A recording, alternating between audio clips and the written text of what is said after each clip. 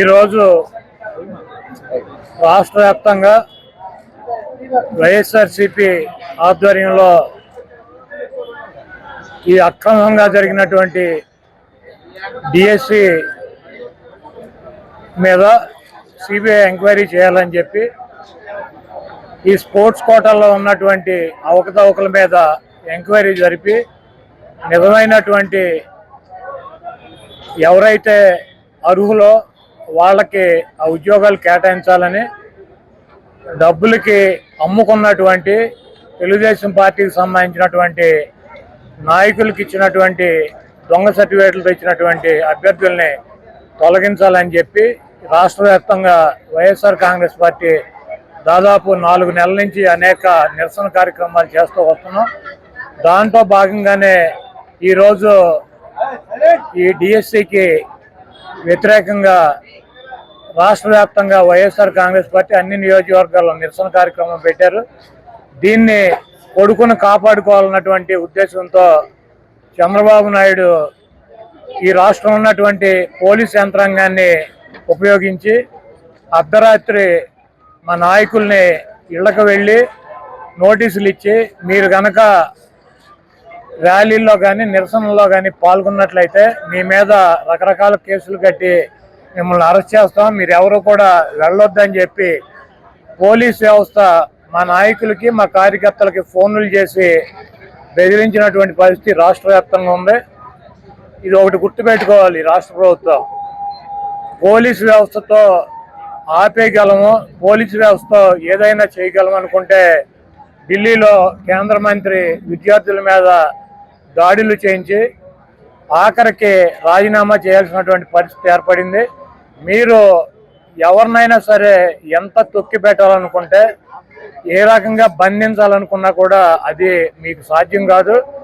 దయచేసి ఇటువంటి కార్యక్రమాలు చేసి వైఎస్ఆర్ కాంగ్రెస్ పార్టీ శ్రేణుల మీద కేసులు పెట్టి వీళ్ళని రెచ్చగొట్టి రేపు రాబోయే రోజుల్లో మీరు అధికారం కోల్పోయినాక మరి వీళ్ళ చేతిలో తీవ్ర పరాభవానికి గురవాల్సినటువంటి పరిస్థితి, ఇటువంటి ఆంక్షల్ని ఇంకా 10 ఇంతలు ఎదుర్కోవాల్సినటువంటి పరిస్థితి ఉంటుంది. కాబట్టి ఇటువంటి పిచ్చి ప్రయత్నాలని ఆపాలని చెప్పి నేను తెలుగుదేశం పార్టీకి కూటమి ప్రభుత్వానికి తెలియజేస్తూ వాళ్ళ మీద మీకు నిష్పక్షపాతంగా చేశామన్నటువంటి నమ్మకం కనుకుంటే మీకు మీ వ్యవస్థలో సెంట్రల్ గవర్నమెంట్ మీరు కలిసి ఉన్నారు, మీ వ్యవస్థల మీద మీకు నమ్మకం ఉన్నట్లయితే చంద్రబాబు నాయుడిని సిబిఐ ఎంక్వైరీ అతని కుమారుడి మీద ఆదేశించాలని చెప్పి ఆ సిబిఐ ఎంక్వైరీ ఆదేశించి దీంట్లో అక్రమాలు జరపలేదని చెప్పి నిరూపించుకోవాలి. కానీ ఉత్తర కుమార్ లాగా ఇప్పుడు జగన్మోహన్ రెడ్డి గారిని చర్చకి రమ్మంటాడు, ఇప్పుడు మా మీద కేసులు పెడతారు, లేకపోతే నిన్న చింతా రవి మీద కేసులు పెట్టారు,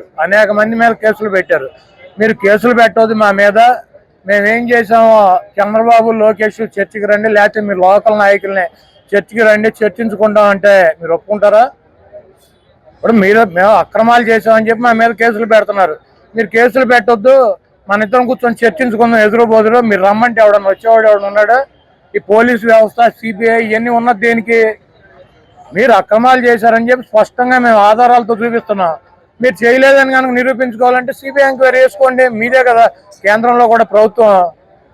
అంతేగాని ఇప్పుడు మా మీద ర్యాలీలో పాల్గొనని కేసులు పెడతారు, మా మీద కేసులు వద్దు కూర్చొని చర్చించుకుందాం, మేము ర్యాలీ చేయటం కరెక్టా కాదా, నీకు దమ్ముంటే లోకేష్ నువ్వు రా గుడివాడ మేము చర్చించుకుందాం, లేకపోతే లోకల్గా ఉన్నటువంటి ఎమ్మెల్యే నీకు దమ్ముంటారా చర్చించుకుందాం అంటే ఇవన్నీ కూడా ప్రజాస్వామ్యంలో కరెక్ట్ కాదు. కాబట్టి మీరు కనుక నిజంగా అక్రమాలు చేయలేదని, ఉద్యోగాలు అమ్ముకోలేదని, మీరు అర్హులు కానటువంటి వాళ్ళకి ఉద్యోగాలు ఇవ్వలేదన్నటువంటి నమ్మకం కనుక మీకు అయితే ఉన్నట్లయితే మీరు తప్పకుండా సిబిఐ ఎంక్వైరీ ఎంచుకోండి, మీ నిర్దోషత్వాన్ని మీరు నిరూపించుకోండి. మాకు ఈ ఉద్యమాలు చేయాల్సినటువంటి అవసరం, ఈ నిరసన చేయాల్సిన అవసరం ఉండదు. మీరు అంతేగాని మీ మీద మీరు ఎంక్వైరీ చేసుకోకుండా మా మీద కేసులు పెడితే ఈ రాష్ట్ర ప్రభుత్వానికి వచ్చేది ఏమి ఉండదు. ఉన్నటువంటి 4 రోజులు బుద్ధిగా పరిపాలించాలని చెప్పి కోరుతున్నాను. విమర్శిస్తున్నారే తప్ప అసలు నిజంగా మేము మోసపోయామని ఎవరు బయటకు రావట్లేదు. విద్యార్థులు కానీ వాళ్ళకి సంబంధించిన బంధువులు కానీ ఎగ్జామ్స్ రాసిన వాళ్ళు కానీ ఎవరు బయటకు రావట్లేదు. జంజీ ఉద్యమం ట్యాగ్ చేసుకుని పార్టీ నాయకులు చేస్తారు తప్ప యువత ఎవరు మీతో అని ఎవరు చెబుతున్నారు? కూటమి నాయకులు అంటారు. ఇప్పుడు కూటమి నాయకులు అంతకన్నా ఏం చెబుతారు? మీది జంజీ ఉద్యమం కాదు. ఆ కేంద్ర మంత్రి రాజీనామా చేసేటప్పుడు ఆ చేసే ముందు 10 నిమిషాల ముందు కూడా సేమ్ మాటలు కేంద్ర మంత్రులను కేంద్ర ప్రభుత్వం ఇదే చెప్పింది కదా. ఇప్పుడు కేంద్ర మంత్రిని రాజీనామా చేయమన్నారు. వాళ్ళు ఏమన్నారు? పాకిస్తాన్ నుంచి వచ్చారు, చైనా కింద కంచిలోంచి దూరొచ్చారు, వీళ్ళందరూ తీవ్రవాదులు, ఇక్కడ అసలు ఎవడో జంజీలు లేరు, అంతా ఉగ్రవాదులు ఉన్నారు, ఇవన్నీ చెప్పారు. ఎప్పుడు రాజీనామా చేస్తాడని 10 నిమిషాల ముందు దాకా. మరి ఎందుకు చేశారు? పోలీసులతో కొట్టించారు, టీర్ గ్యాస్ వాడారు, వాటర్ కొట్టారు, తుపాకులతో కాల్చారు, లాఠీలకి మేకులు కొట్టి ఈపులు ఒళ్ళంతా పగలు కొట్టారు, తలకాయలు పగలు కొట్టారు. వీళ్ళు ఎవరో జంజీలు కాదు, వీళ్ళంతా దొంగలు, వీళ్ళందరూ తీవ్రవాదులు అని చెప్పారు. మరి ఎందుకు రాజీనామా చేశారు? అదే పరిస్థితి ఇక్కడ కూడా వస్తుంది. సేమ్ కేంద్రంలో ఏం చెప్పారో అదే చెబుతున్నారు ఇక్కడ కూడా. కాబట్టి వీళ్ళు మాట్లాడు పట్టించుకునే పరిస్థితిలో లేదు. సేమ్ కేంద్ర ప్రభుత్వంలో ఏదైతే జరిగిందో అదే రాష్ట్రంలో కూడా జరుగుతుంది. 23లోనే 22లోనే జగన్మోహన్ రెడ్డి గారు పోస్టింగ్ ఇవ్వాల్సి వచ్చింది వాళ్ళందరికీ. అంటే 97లో కోర్టుకు వెళ్ళిన వాళ్ళకి 2007, 2017, 2025 ఏళ్ళకి వాళ్ళకి కోర్టు జడ్జిమెంట్ చెప్పింది. చెప్తే ఆ ఉద్యోగాలు జాయిన్ అవ్వమని చెప్పిన వాళ్ళకి కూడా రిటైర్ అయిపోయారు ఆ టైంకి. ఇప్పుడు కనుక కోర్టుకి వెళ్తే 25 ఏళ్ళకో 30 ఏళ్ళకో చేరుతుంది. లోకేష్ పదవి ఉండేది 2 ఏళ్ళు. వీళ్ళు ఉద్యోగాలు చేసేది ఇప్పుడు 35 ఏళ్ళు 40 ఏళ్ళలో ఉద్యోగంలో జాయిన్ అయితే వీళ్ళు 20 ఏళ్ళకి రిటైర్ అయిపోతారు. ఈ రిటైర్మెంట్ అయిపోయినాక కోర్టుకి వెళ్తే తేలేటువంటి పరిస్థితి ఉంటుంది. ఎందుకు 6 నెలల్లో సిబిఐ ఎంక్వైరీ చేస్తుంది కదా, నీ ప్రభుత్వం ఉంది కదా, సిబిఐ ఎంక్వైరీ అయితే నీకేంటి లాసు?